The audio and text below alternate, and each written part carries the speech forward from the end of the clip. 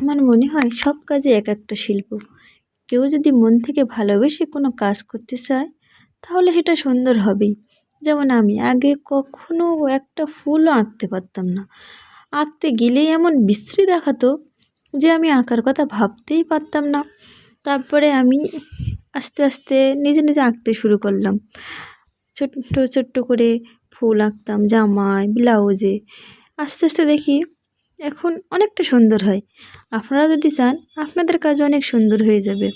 কেউ যদি ভাবেন যে আমি আঁকতে পারি না তাহলে কিভাবে হবে? আসলে সব কিছু পসিবল। হয়তো আমি সুন্দর আঁকতে পারি না, কিন্তু আগে যেমনটা খারাপ হতো এখন ততটা খারাপ হয় না। এখন আগের চেয়ে একটু হলেও সুন্দর হয়। আর আমার মতো যারা এমন অনভিজ্ঞ তারা আস্তে করে নিজেদের পোশাকে চেষ্টা করতে পারেন। কারণ খারাপ হয়ে গেলেও তো কেউ কিছু বলার নেই। সবসময় যে বিজনেস করার উদ্দেশ্যে নিজের হাতের কাজ করতে হবে এমনটা তো নয়। নিজেদের জিনিসকে সুন্দর করার জন্য, নিজেকে ভালো রাখার জন্য তো আমরা একটু কাজ করতেই পারি। সেটা দোষের কিছু নয়।